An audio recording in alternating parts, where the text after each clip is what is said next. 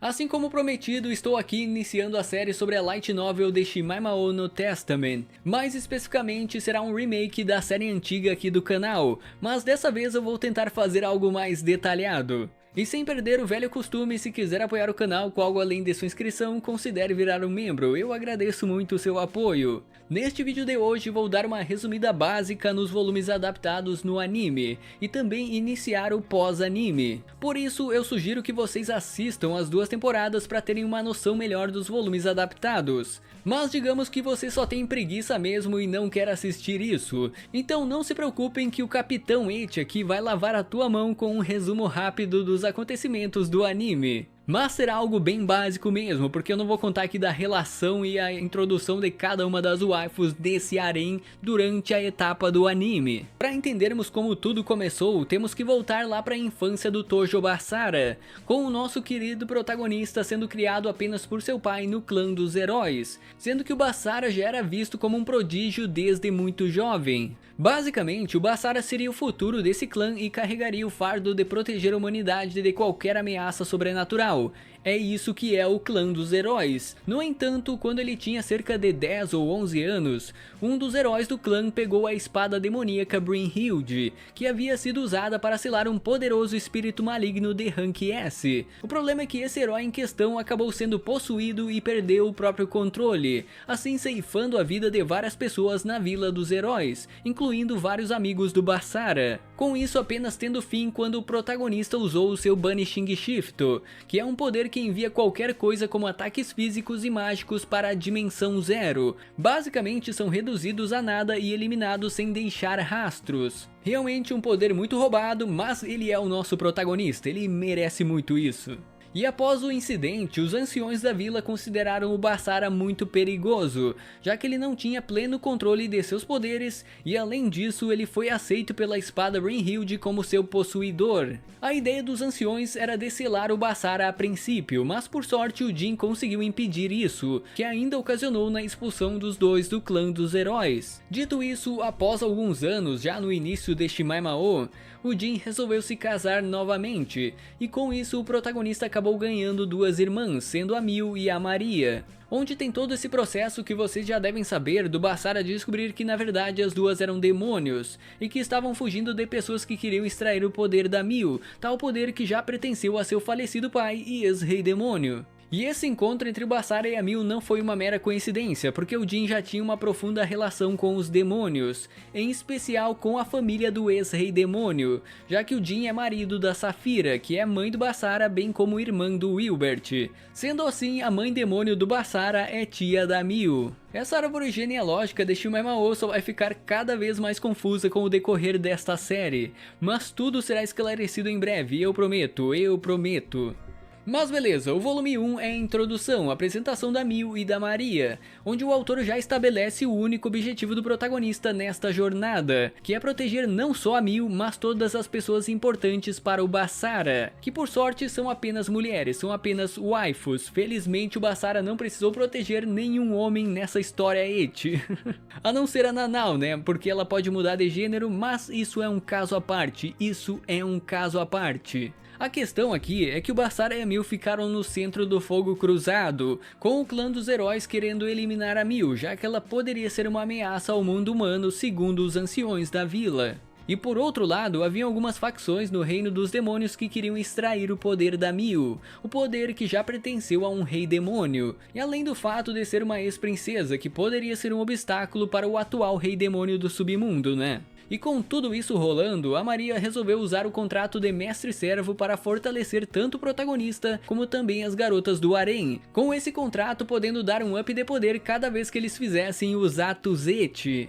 E graças a isso temos o gênero picante nessa obra, graças ao contrato de mestre-servo feito por uma sucubus. Algo simples, algo básico, esse é um eti, então temos que ter isso.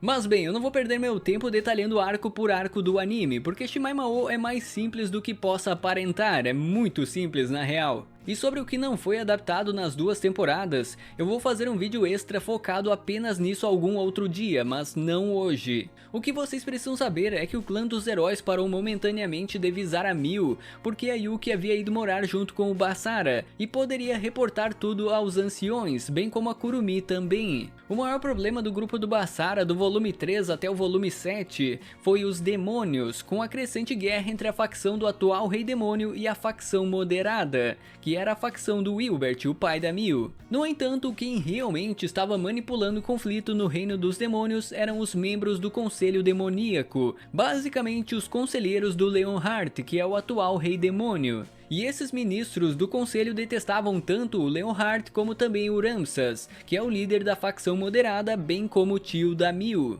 onde tudo se resume à ganância por poder e desejo de restaurar a ordem do reino dos demônios, isso sob a imagem dos ministros do conselho, embora que essa mesma decisão consequentemente iria matar todos do submundo, né? Só isso, só isso.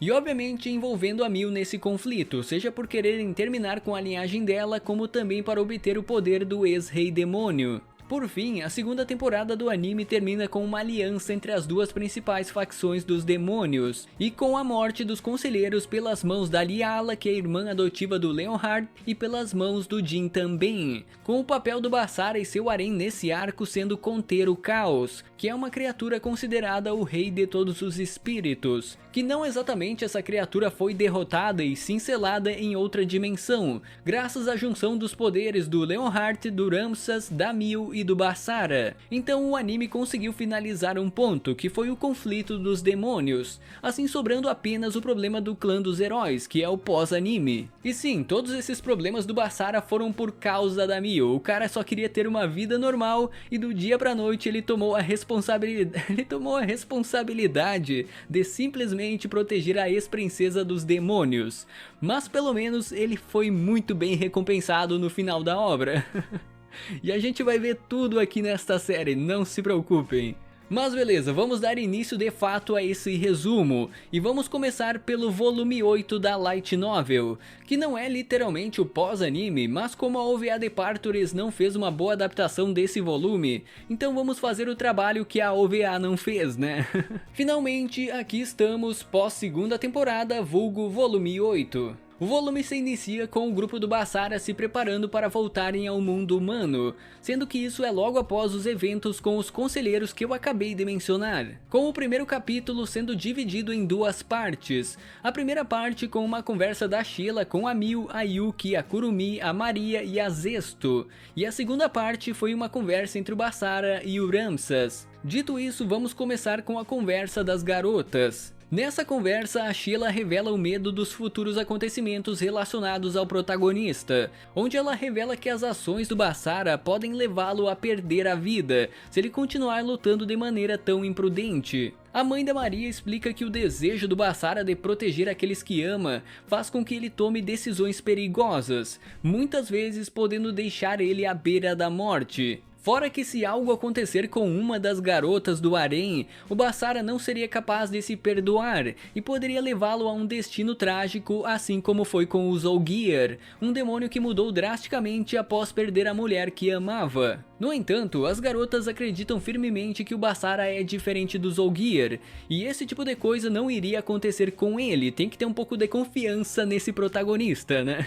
Sendo que eu não posso tirar a razão da Sheila também, porque isso seria mais como uma preocupação de mãe com sua filha, a Maria, já que ela tá no harém do Basara. Então ela só queria deixar as garotas preparadas para qualquer coisa. Mas enfim, nesse momento o Jin acaba interrompendo a conversa entre a Sheila e as garotas, com ele agradecendo a preocupação das sucubos, mas afirma que confia plenamente em seu filho e que ele não se tornaria alguém como o Zolgyr, onde a Mil até reflete sobre a advertência da Sheila e decide que elas precisam se fortalecer para apoiar o Basara, assim como ele sempre fez por elas. E as garotas do harém reconhecem que, sendo a família do Basara, devem ser fortes o bastante para evitar qualquer perda no futuro. Por fim, para encerrar essa conversa, o Jin se despede das garotas e explica que está à procura da sua esposa, a Saphira, que aparentemente não está no reino dos demônios. Que, lembrando, as duas mães do Basara estavam desaparecidas durante toda a light novel de Shimaemao, com a maior possibilidade sendo o fato da Rafaelina estar selada no reino divino,